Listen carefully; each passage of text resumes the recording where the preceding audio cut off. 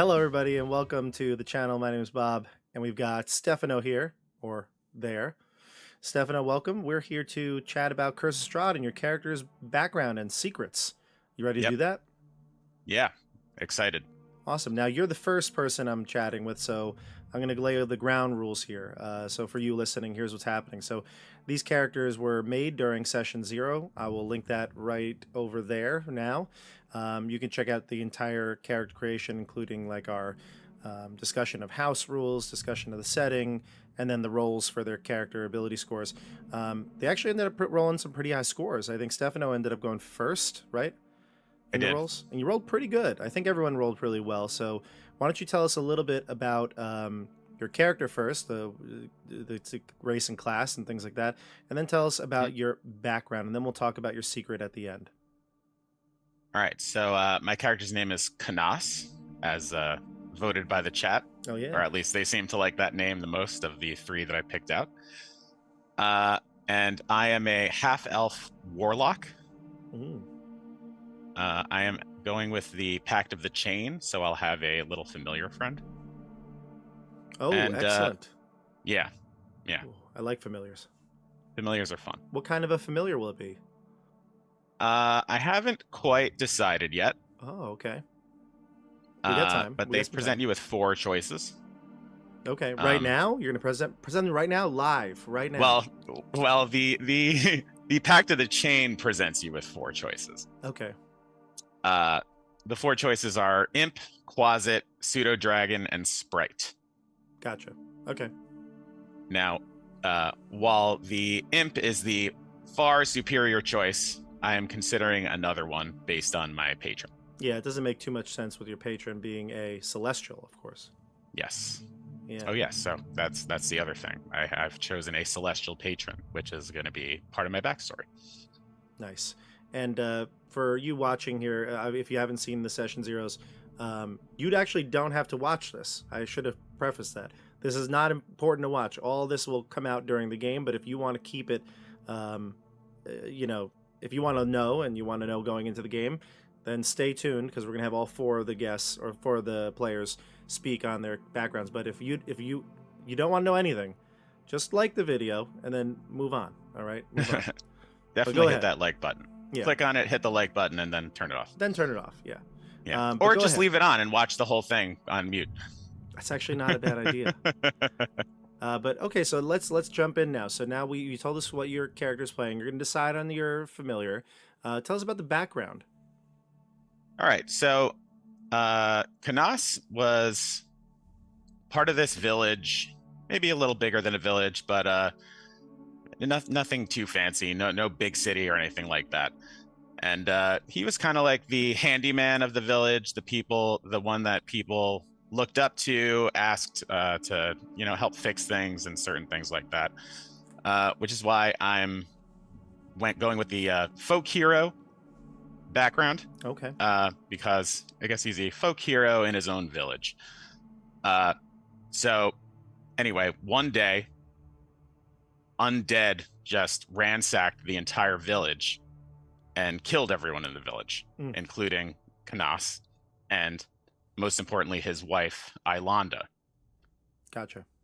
And then in his death, a celestial patron, came to him and said, "Do you want your wife to live?"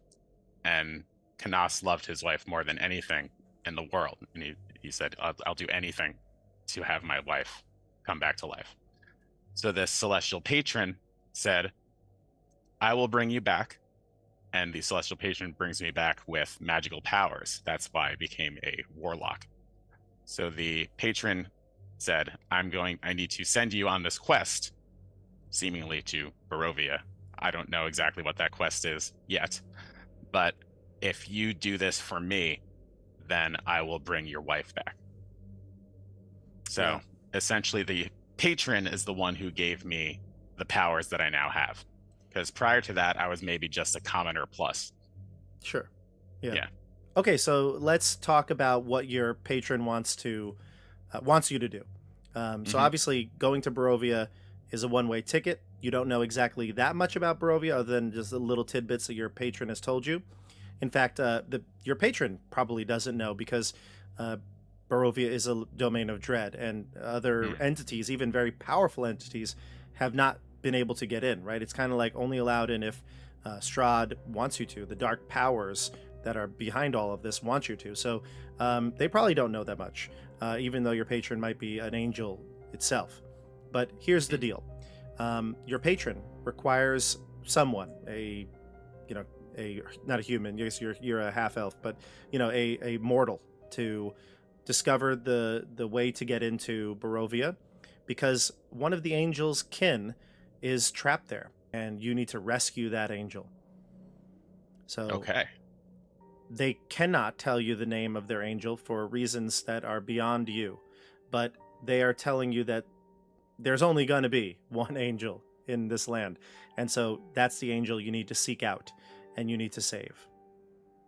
Okay. All Cool. right. Now, in again, exchange for you saving one of their kin, they will save your wife. They can basically grant you the power of a wish if you were to do this task, and that would revive your wife. Awesome. And no one, I mean, it's up to you how you want to then present that to the group. It's up to you if you want to be really open and honest with people, though you are going to be meeting the characters for the first time, right? Your characters don't know each other. So you're going to come together in some way. You probably wouldn't put all your cards on the table, right away. But, eventually as you begin to trust them, if you feel like it's time to present your secret, that would be up to you. Just like when we did in Icewind Dale, Rime of the Frost Maiden, it kind of came out naturally, one at a time. Each person's secret kind of revealed. So if that's how you want to play it, I'll let you role play it however you want. Uh, I think I'll think on that decision. Initially, I thought that I was going to hold it to the grave until it became important, but I It's think actually, we restructured it a little bit, the way that this whole thing with the wife was going to work, and I think that maybe it could come out if I start to trust yeah. some of the other party members. Yeah, the last thing you'd want to do is say it to somebody who shouldn't know, and then it would work against you. Like, right? Like powers would be aware of what you're trying to do. Mhm. So you probably would keep it really close to the vest until necessary to tell your friends, maybe. And it's possible that once I do save this angel's kin, that someone might want to uh, have me use my wish power for something else for their own ambitions. That's true, actually. Honestly, you could use the wish for whatever you want. It's basically like a free wish. So So so that's certainly a reason why it might be important to certainly keep that information to myself. yeah. So that's your secret. How do you feel about this? I'm excited. Uh, One of the things that I'm looking forward to is maybe, well, first of all, my character is going to have a deep hatred of the undead Mm-hmm. because the undead were the ones that killed him, his village, and his wife. So I don't know, because I'm going to be taking some spells and making some choices that may not be completely in line with what a celestial might want me to take or use. Sure. Uh, just because those are some benefits that are good for a warlock. Well, And I was gonna I, say, just because your patron is an angel, it's not like you're a paladin, right? It's not like you are yes, in line with them. You are granted powers, and uh-huh, you can kind of pick and choose in this case how you yes. structure it. So And I'm looking forward to potentially maybe doing some things that the patron wouldn't love, and hmm, then perhaps being reprimanded or having to face some sort of consequence for that. sure. So that's something I'm looking forward to. Because having some strife with this patron as the adventure goes on could be interesting and add some flavor. I'm ready. I'm ready for it all. Yeah, yeah, I'm ready to play your god. yeah. I'm thrilled. It's gonna be awesome. All right. Well, Stefano, thank you for coming on and chatting. We'll go on to the next guest and see what their secret is. And if you are uh, a part of this group and you're watching this right now, shame on you because you shouldn't be watching this. If you're Andrew, Tim, or Michelle. But Stefano, don't watch the rest. Okay, just this part. I'll I won't. timestamp. I'll put timestamps down below. So if you want to skip the others, you could rewatch yours. But you know what? Now that Icewind Dale's over, I might go back and watch that Secrets video. You should. They badmouth you quite a bit. So. Perfect. Alrighty. We'll see you on November 14th when we play for the real first session. Yeah, I can't wait. Alrighty. Bye. Bye. Yeah, ready when you are. Well, I already started it, so Great. we're all set. Here we go. Welcome back to the channel, Tim. We have Tim here, and Tim, I actually did this recording, the same type of recording with Stefano already. So I gave the introduction. They know what they're watching. Tell us about your character. All right, what's up, everyone? Glad you're all back here. I will be playing you know me, I have to play the edgelord character. So I will be playing a human, the most edgy character you can possibly play. But my secret is going to be that I'm at least partially of Vistani blood, and nobody knows it, including me to a certain degree. I was adopted, so my parents are both lovely people. You know, they're simple agrarian farmer types. I'm thinking like the start of like the Disney Hercules, like they're lovely people, absolutely fantastic. But like I always sensed that there was something like this isn't quite right. And I have like fleeting memories of my mother, like not even a name, but like she was very pretty, she was very loving. So that's about all I got. And she left me this chest, this like wooden chest of stuff in it with a lock on it. And I figured out like pretty early in my life that the only way to open that lock is with blood. So you know, that's like a normal thing for parents to leave behind in a will when they disappear and leave their child with farmers, I guess. Yeah. So I think when we were discussing this idea initially, it was the idea of the Vistani blood part comes into play. Now I know you played D&D for even years before playing on the channel. So Sure. Unlike some of the other people that will go nameless, Stefano, Andrew, their first experience with D&D was kind of like when they played with me.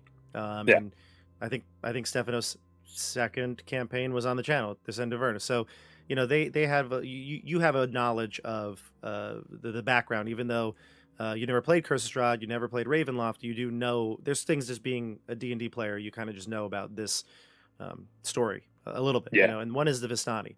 They're this group of people. They're kind of like migrant people who do have this connection to Barovia, and they come to and from this shadow plane to the material world, and they are people that can transcend. And ultimately, having a Vistani background but not knowing it, I think, is going to play into really well in this campaign.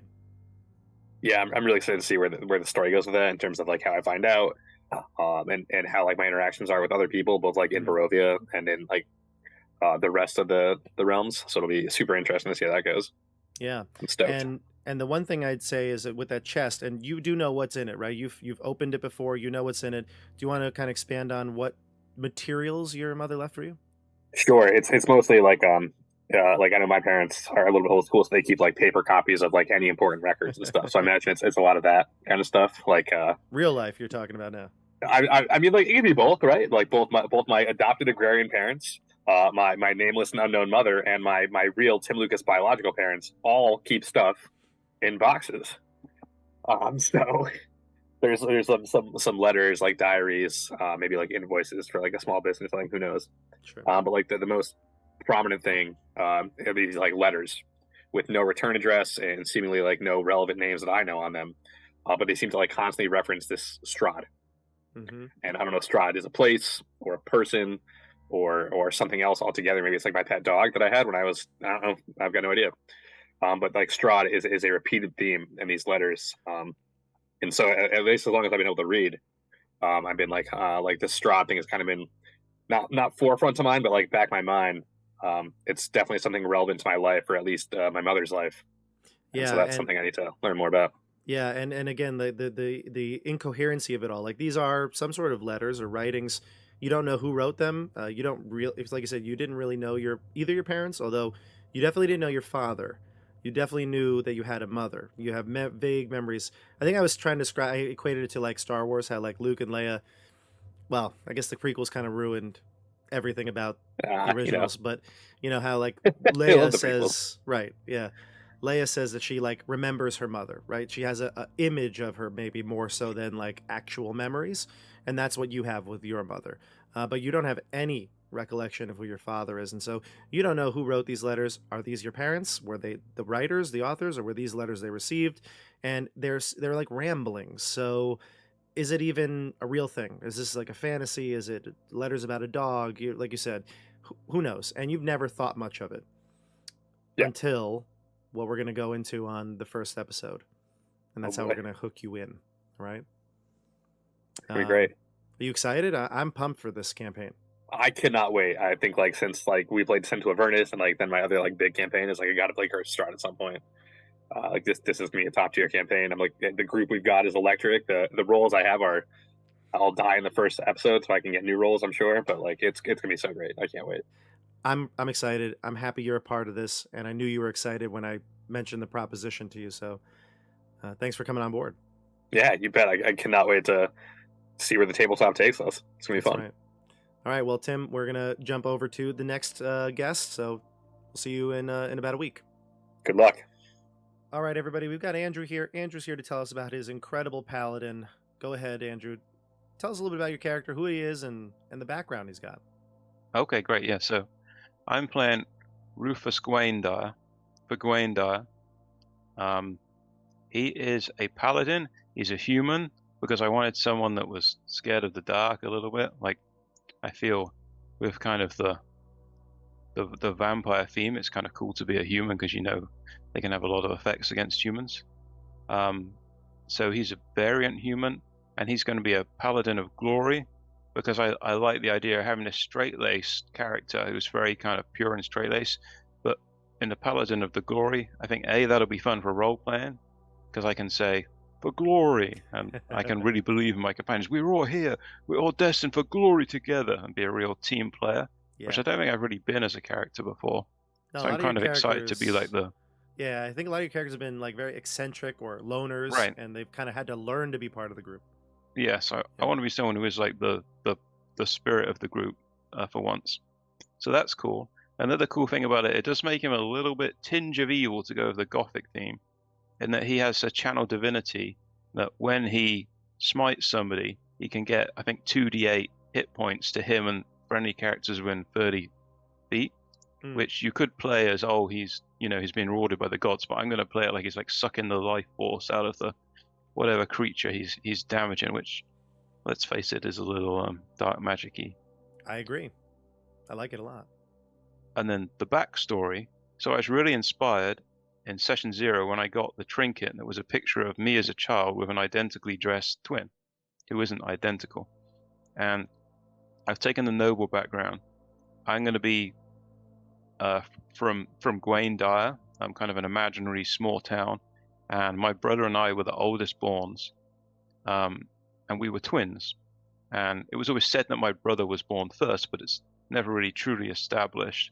Ooh. So, but because I'm such kind of a nice guy, I have a great combat prowess. I obviously have some kind of spiritual blessing, defending the poor and the needy and whatever as a paladin.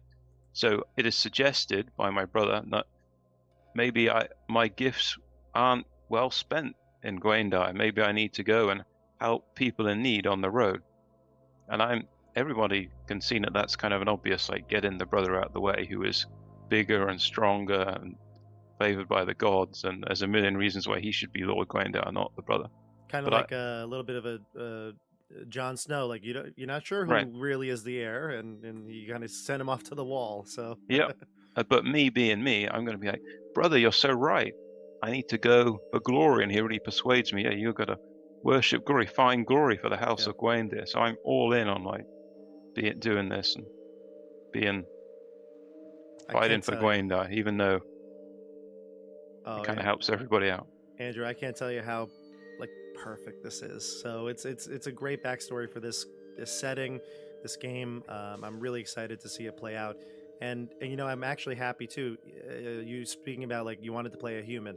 We're playing this game, and D&D is a game where you're making these heroes, right? And everybody's heroic and courageous, but in 5e especially, everybody kind of feels like a superhero, right? There's like a lot of powers Yeah. that you get, and compared to like older editions of D&D. But you know, I mean, look, that doesn't save characters. I've killed plenty of them here on the channel. But you know, just the idea of playing into the fear, which is a theme in this game because it's about gothic horror. So if you're playing a human and you can't see in the dark, that's one of the most primal fears. Right. I feel like that's going to be perfect for this thing. And even a paladin, right, can be overcome with fear from time to time. Yeah. So, and this ties in a little bit to some of the secrets. Do you want to jump into the secrets now? Oh, okay. So part of my backstory is that I'm scared of dogs, wolves, werewolves, like canine creatures. And so I thought maybe he could just be scared of them. But we discussed it and we thought, no, he needs a backstory. So he had a sister, a younger sister, and once they were playing outside in Gwaendire in the fields near the edge of the dark woods, and wolves attacked and they grabbed his infant sister, maybe she was 3 and I was like 5 or 6, and carried her away into the woods. And I didn't know what to say, and I didn't say anything till it was too late. And then a hunting party went out, but we never found any trace of the wolves or the sister. And I was young, so it's not something that's like firmly stamped in terms of like logical emotions within me, but it's more, I have this now kind of almost a inborn fear of these canine creatures. Yeah. So we've come up with a mechanic to represent this. It's going to be quite cool because wolves and vampires kind of go together. So this is going to come up enough to be meaningful, but not enough that it's like all the time. So it's going to be a secret, and it's going to come out. It's going to come out to the group, and because I'm going to establish myself as Mr. Team Player, Mr. like go in there and defend the group, there's going to be a time where I'm not going to be able to do that, and everyone's going to be so shocked, and I'm going to enjoy them being shocked. Let's talk about it real quick. I don't want to Yeah. get too nitty gritty on the secrets side of thing here because we just want to make it more about your backstory. But the basic mechanic is going to be a check based on how powerful the wolf-like creature or dog-like creature is. So, you know, if it's a typical dog or a wolf, the DC is going to be rather low. If it's a dire wolf or, you know, even especially lycanthrope, a werewolf or something like that, that's going to be even higher. And it's going to be a typical sort of fear test, a wisdom test, which you're not that great at. But we came up with a way to make it a little less. It's going to be based on the hit dice of the creature and stuff. We'll explain more of it in the game. We'll get into it all. But if you fail, and you fail really bad, the effects are going to get worse and worse and worse. So a nat 1 would be the ultimate failure, where you're going to succumb to the full fear effect, which is like, you know, the movement penalty and the disadvantage in all your checks. That's the nat 1. If it's a 5 or less, if you fail the check by 5 or more, then you'll have an option here. We gave you some agency. You'll be able to pick one of the 2 fear effects, the movement penalty or that. And it's going to be the source of the fear that's around you. So if there are multiple wolves, werewolves and wolves, it'll be targeting the most scary one here for the DC. And then all those wolves will bring that fear effect to you. But there's a small little benefit. If you pass it, and you pass it well, you might end up getting some bonuses to your damage. So that's the basic premise of it. We wanted to try to avoid something too debilitating, because this is like something you're putting on yourself, right? It's like you're giving yourself a disadvantage. Right, yeah. So there has to be some sort of little tiny reward, and that's going to be a bonus to your damage when you succeed. And, you know, as the game goes on and the story progresses, we might even tweak it, because as the more we're exposed to werewolves and overcome that fear, maybe it will get easier, or the penalties will be less severe, and that'll, represent your growth as a character. Yep, totally. It's gonna be an exciting effect. Yeah, and like you said, we're gonna roll it secret first, and like you roll it just to the DM, and we will have like I'll text you, or we'll have some way to get that roll without alerting the party until you fail it. And the first time you fail it, it's going to be exciting to watch them be like, wait, we won't tell them straight away. I'll just act differently. We've lost our paladin. Right.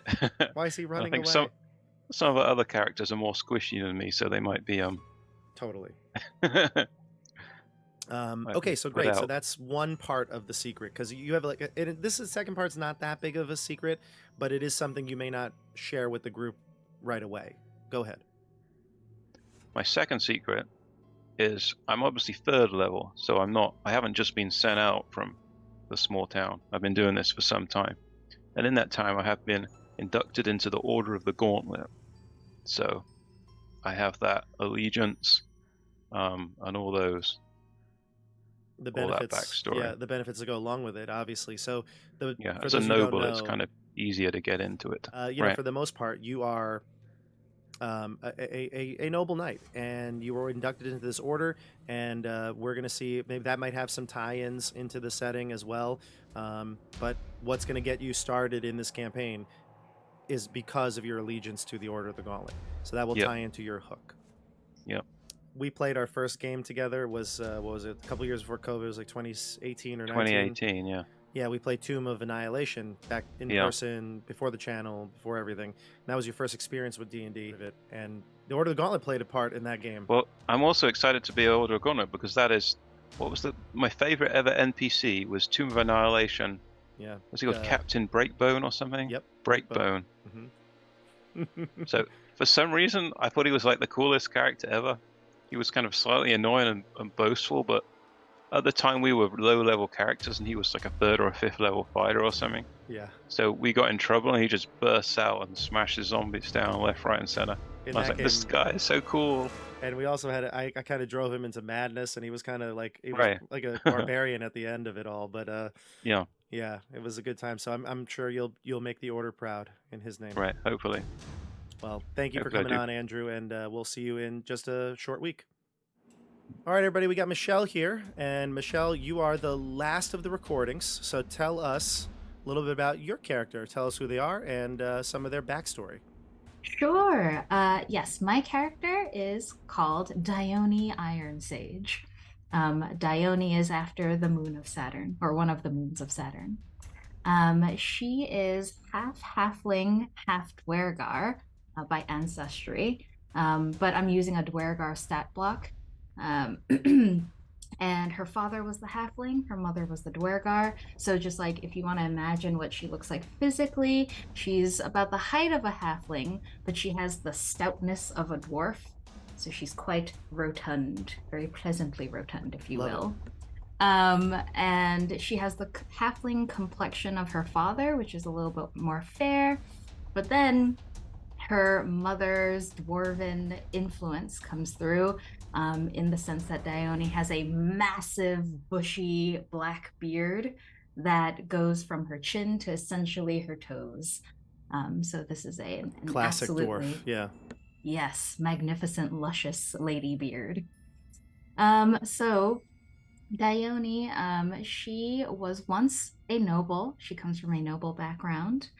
But an interesting kind of thing that happened is over the course of her young adult life, her family lost all of their wealth. They went from riches to rags, like the opposite of the story that you want in your life. And the reason why is because her mother was extremely troubled. So as a very, very brief aside, a little bit about her mother's story. Her mother is named Titan, and she another moon of Saturn, right? Yeah. Yes, like Titan, but a lady version, Titan, E-N-N-E. And she actually was not. This was not a love marriage. She was sold off essentially by her family in a politically strategic arranged situation. And her mother was, not at all, she didn't know her halfling husband when they got married. And let's see, her husband, this is a bit grim, but her husband impregnated her within the first month of the marriage. Those halflings, Those halflings. So at the end of the first month, should I reveal the thing now? I think we can go right into the secret. Go ahead. Yeah, let's do it. Okay. So you told us a little bit of the background. Now we'll jump into the secrets like we did with the others. And of course, everyone, if you're watching this to this point and you didn't want to know the secrets, well, you spoiled a bunch already. So this is the secret. Here we go. Okay, so the secret is that Dione's mother was actually a lycanthrope. And she had to spend her life, a huge portion of her life, locked away in a dungeon of the family castle, which was specifically designed to contain lycanthropes.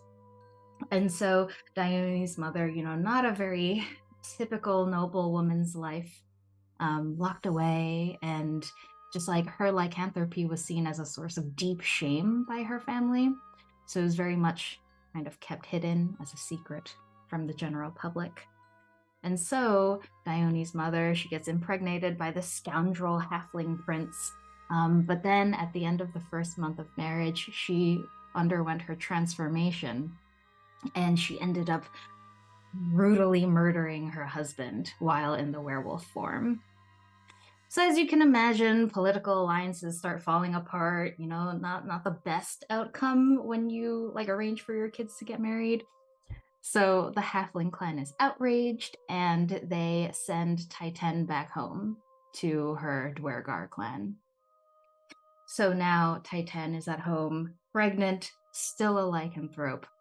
And eventually she gives birth to the child, but Titan is so troubled. She's had just an awful story, full of pain and shame. And so as Dione is growing up, Titan is now just desperate to distract herself from her own sense of guilt and deep self-hatred, because not only is she a monster, but she's also, it turns out, passed on that lycanthropy curse to her daughter, Dione. Oh, yes. And, of course, knowing that your character is a lycanthrope, we've actually decided to make some game-specific mechanics for it. I'm not going to dive too deep into it, and actually, in fact, I think it's best if we kind of deal with it in-game, but generally speaking, you're a lycanthrope. So we've made some modifications to the lycanthrope in our Session 0. We have a house rule set that we'll be putting below every episode. So, you could see that, but lycanthropes have a damage resistance instead of a immunity or regeneration. We decided to go with that, so you'll have that. You'll also have a fun mechanic where we decided maybe it's just best that we play into the full moon aspect more, and rather than it just being something you always control, like in D&D, the stat block for the lycanthropes, you have to make a saving throw, and it's a pretty hard saving throw. It's a DC 20 con check at the end of or at the start of a full moon. So, when you're in Barovia with our crew and you have no safe place to go, what will happen? Will you transform? Will you have to try to hide it? Will you? I mean, obviously, do you hide this from the players generally? Generally, yes. Dione is not proud of the fact that she becomes a bloodthirsty murder machine every month. So yes, when she is by herself, she tries to hide herself away, get to a secure and safe place, and make sure she doesn't hurt anyone who is undeserving. So this is going to be tricky. Also because my con stat is really low, so almost definitely going to fail that check. And, yeah. Now, of course, we have some happens. other, maybe you use an inspiration to control it or whatever. And I think what we'll do is maybe for the first roll, whenever their full moon comes, we'll do a secret roll. I'll maybe text you or something, so it's not so obvious. And we'll see what you get, and then based on what you get, you could role play it out. And even if you want to, maybe it's an urge that you're trying to resist. You walk off to the side of the path, or when you feel it coming on, you could describe it however you feel. But then ultimately you either transform or not, and then you would describe that to the players, and maybe they catch on, maybe they don't. Maybe you do something where you do get away from them, and just our players, not their characters, know about something's up. Right. We'll see. We'll kind of let it flow naturally, I think. Yeah, I'm very excited to see how that dynamic plays out, and how you set up the environment for that to happen. Yeah. Where are we gonna be? I'm imagining, I don't know, what if you put us in the middle of a vast open field, nowhere to hide? Dione's just thrashing around in the grass, don't look at me, don't look at me. Who knows?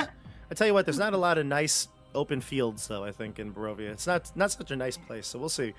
But that does tie into your hook, though. So the one thing I wanted to touch on here is, and I did it for most of the other people, just a vague thing here. So you have been looking for werewolves because you've done research, and you're a rogue, so you might have some criminal contacts, things like that. But you've been trying to find information on lycanthropy. You're trying to figure it out, maybe for yourself to control it better, or just because you feel so bad for your mother, perhaps you want to maybe, find out as much as you can, and I don't know, maybe one day you'll find that werewolf that turned her or something like that. But ultimately, you're seeking out help, right? You're seeking out guidance, and that's what's bringing you into the hook here. You're going to be going to the town of Daggerford because you've heard some rumors that perhaps some creature like a werewolf could be roaming the areas, causing trouble for the citizens. So you're on the prowl, so to speak. Right. Yeah, and I think an interesting thing to play out will be the fact that Dione actually doesn't know exactly how her mother acquired the curse of lycanthropy. But like you said, Dione's done a lot of research. And so like the idea behind seeking out the werewolves is that like, oh, maybe they can help me. Maybe they can give me information and they'll be like a positive kind of addition to my life in terms of knowledge seeking. Yeah, we were just off camera and we were saying the goal, you're not a revenge and hate-filled character, right? You feel bad for what happened to your mother, but it's not just about that. It's not just about going out and murdering the werewolf or something like that. You actually embrace this part of you to an extent. Yes, for sure. Like Dione, or I guess I am she is me. But like I was born with this curse, so I have come to accept it over time. Right. But it's a very complex relationship because I also see how the same exact curse destroyed my family, destroyed my mother, and kind of brought our whole clan to ruin. So yeah, just seeking to understand. But you never know. If Dione were to meet the individual werewolf who says, "Yeah, I'm the one who turned your mom," I don't know how she would react. I don't think she's ever considered that she would meet that werewolf. Yeah. Who is the cause of all this. No, that would be so unlikely, right? So, Yeah. Yeah. Well, anyway, what a great secret to hide from the group. And like I said, there's an in-game benefit from being a lycanthrope. Obviously, the damage resistance to, non-silvered things, and obviously the strength and all the like ability stuff that comes with being a werewolf. However, the downside is you may not be able to control it, and when you do turn, you might be a threat to the party itself. So we'll see how this plays out, and I'm looking forward to Tuesday. Oh, Tuesday, it's coming up. I'm so excited. We're so close. I know. Don't forget, everyone, make sure you subscribe to the channel and you hit the bell icon so you can get updates whenever we go live, because we're going to be starting on Tuesday this week. You wouldn't want to miss episode 1. All right, so stay tuned, and we got more to come. We'll see you soon. See you on the tabletop. Have a good night. See you on the tabletop. Bye.